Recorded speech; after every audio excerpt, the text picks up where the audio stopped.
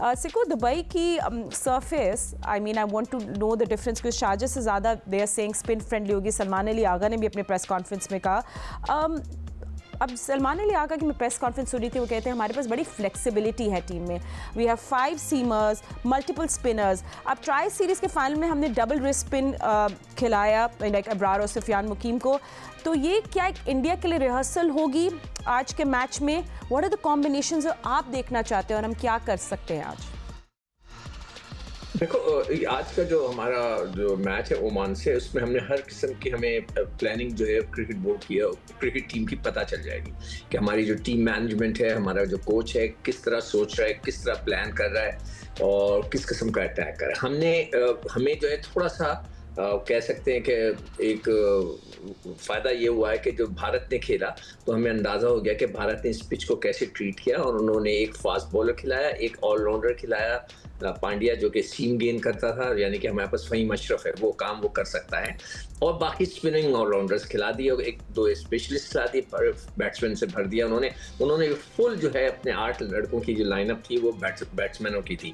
तो यही स्ट्रैटेजी मुझे लगता है कि पाकिस्तान को भी अडॉप्ट करनी चाहिए, मगर ये कि अगर आज पिच चेंज हुई, अगर बहुत हार्ड हुई, आपको लगा कि इसमें सीमर काम कर सकते हैं, तो then we have to play 1 seamer, मगर वो बहुत ही क्रूशल किस्म का डिसीजन होगा पिच रीड करना। आई एम श्योर सारे लड़के लोग मिलकर कर सकते होंगे, वहाँ पे सारे टेस्ट क्रिकेटर्स भी हैं, वहाँ पे प्लेयर्स भी हैं, कोच भी है, तो पिच को रीड करना बहुत ज़रूरी है। फिर उसके बाद दूसरा जो फैक्टर है, जो मैं जिस पे आज बहुत ज़्यादा गौर करूँगा, वो है क्या पाकिस्तान भारत की तरह बाद में बैटिंग करता है या पहले करता है। अगर मेरी ख्वाहिश अगर होगी या मेरी जो ओपिनियन होगी, मैं कहूँगा कि जी यहाँ पे तो हमें रन रेट का कोई इशू नहीं है, 2 तगड़ी टीमें 100% इंशाल्लाह पाकिस्तान और भारत अगले राउंड में आ जाएंगे, तो हमें उसकी फिक्र नहीं करनी चाहिए और हमें मैक्सिमम 20 ओवर्स खेल के उसके ऊपर प्रैक्टिस देनी चाहिए। हर लड़के को जो लड़के खेल रहे हैं वो सब खेलें, अपने नॉर्मल खेलें, ये ना करें जैसे कि भारत ने किया कि 4 ओवर में मैच खत्म कर दिया, किसी को प्रैक्टिस भी नहीं मिली। वो जब हमारे पास खेलने आएंगे उनके लड़कों को मैच प्रैक्टिस नहीं होगी। ये so basically bat it out, सबको चांस दो, बैट करो, थोड़ी सी बैटिंग शफलिंग करो, think what you want to do is what shuffle ना करो, बैटिंग ऑर्डर ठीक है, अच्छा बैटिंग शफल ना करो, मगर सबको खिला दो ना। हाँ, मतलब bat it out as in सब, हाँ पूरे ओवर्स जाके 4 ओवर में मैच खत्म कर दिया, छोटी टीम से तो बात ही खत्म हो गई, पर मजा नहीं आता वो। Exactly. So anyway, सिको stay with us, क्योंकि आप दुबई में मौजूद है, आपसे भी हम देखेंगे, पूछेंगे क्या हाइप है, पर ऑफ कोर्स हाइप तो आज के मैच की इतनी नहीं है जितनी पाकिस्तान इंडिया के दरमियान मैच की है, जो 14 सितंबर को खेला जाएगा। टिकट्स की क्या सिचुएशन है, एंड ऑफ कोर्स आज के मैच में क्या कुछ हो रहा है, वीकेंड है, कितने लोग आएंगे दुबई स्टेडियम में, सब डिटेल्स हमें दे रहे हैं हमारे कॉरेस्पॉन्डेंट सिप्ते आरिफ। यस सिप्ते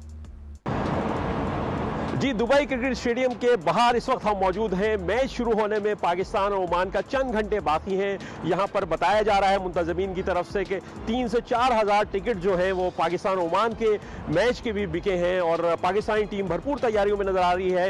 यकीनन पाकिस्तान का और ओमान से मुकाबला पहली दफ़ा एशिया कप में हो रहा है। ओमान की टीम पहली दफ़ा जो है वो एशिया कप में पहुँची है और पाकिस्तानी टीम के कोच ने जब यहाँ दुबई स्टेडियम में गुज़श्ता रोज़ प्रेस कॉन्फ्रेंस की तो उन्होंने कहा कि एक तैयारी का हिस्सा है एशिया कप में भारत के खिलाफ टाकरे के लिए ये ओमान की टीम के खिलाफ जो मैच है। टिकट्स की हम पाक भारत मैच की सूरत हाल ये बताएं कि टिकट्स मुंतजमीन ने बताया है कि 95% टिकट जो है पाक भारत मैच के फरोख्त हो चुके हैं।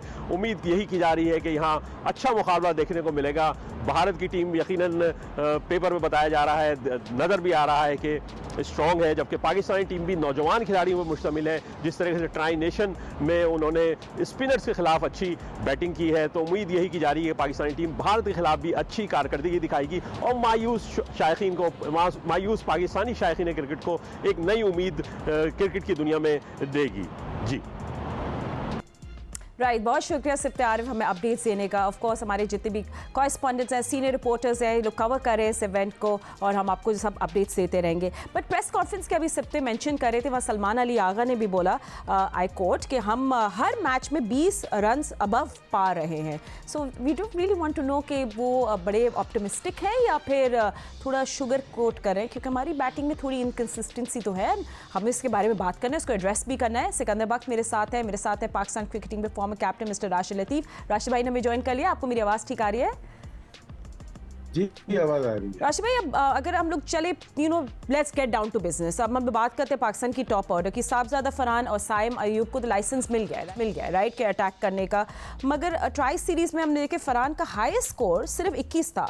तो स्ट्राइक इंटेंट तो है मगर जेब में रन्स नहीं है। सो आई थिंक ओमान जैसे हल्की बॉलिंग अटैक के सामने बहुत इनको ऑल आउट जाना चाहिए। आप क्या एक्सपेक्ट कर रहे हैं दोनों ओपनर से आज? देखिए बड़ा स्कोर नहीं कर पा रहे, ये हमें नजर भी आ रहा है, लेकिन कोशिश कर रहे हैं, स्पेशली साहबजादा फरहान। बाकी दो तो काफी मैचेस खेल चुके हैं। साहबजादा फरहान वो प्लेयर हैं जो कि 2018 में पहली दफा खेले, ड्रॉप रहे काफी सालों, फिर इतनी अच्छी परफॉर्मेंसेज दी उन्होंने और 1000 रन पिछले सीजन में किए सिर्फ T20 में, 4 सेंचुरी हैं, 5 सेंचुरीज भी बनाई। तो उनका जो खेलने का स्टाइल है, वो जो कोच ने बोला हुआ या कैप्टन ने उसी स्टाइल से वो खेल रहे हैं। वो 20 रन बनाते हैं 8 बॉलों पे या 9 बॉलों पे, वो करके जा रहे हैं वो।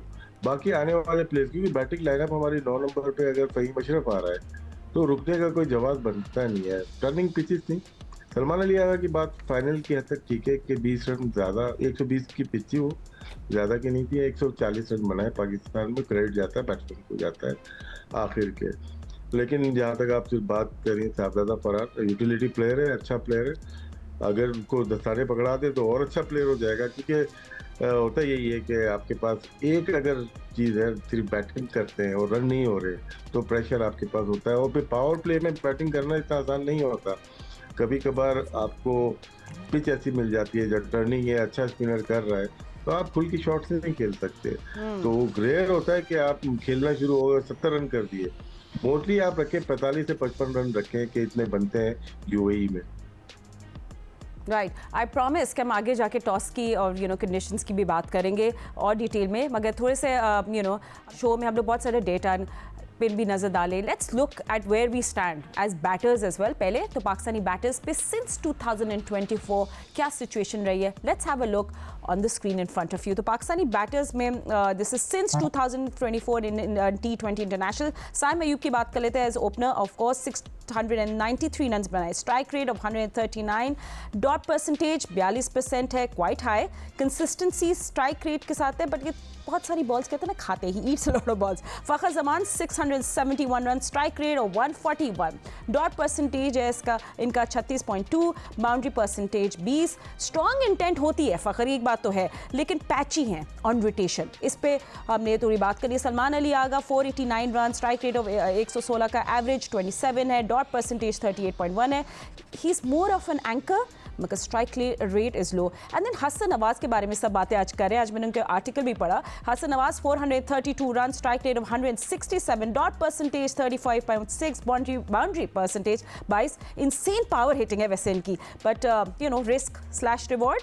और Mohammad Haris 298 run with strike rate of 141, dot percentage 40 है, not rotating again but purely boundary dependent होते हैं, that's what we seen. And Khushdil Shah strike rate उनका 89.5 है, डॉट परसेंटेज 53, थोड़े बैड रिटर्न्स आते हैं। सो पाकिस्तान का टॉप हैवी रन्स जो है ना वो साइम, फ़खर और हसन नवाज के, जिस तरह हम देख रहे हैं। सलमान अगर स्टेडी हैं मगर थोड़े से स्लो है। सो बिग हिटर्स जैसे खुशदिल हैं, they dragging the numbers down. And Ahmed Shehzad ने भी ज्वाइन कर लिया, thank you Ahmed for joining us. मैं अभी हसन नवाज की बात कर रही थी,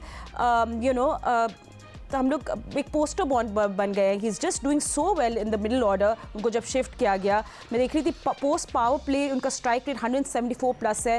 और सबसे यूनिक स्टैट्स है, उनको 60% बाउंड्रीज है, सिक्सेस है। मतलब जो बाकी प्लेयर्स रोटेट करते हैं, नवाज बॉल बेसिकली स्टेडियम के बाहर जाते हैं। So Nawaz do you think we finally have this genuine 6 hitter जो हमें चाहिए थे, और do you think there is something lacking?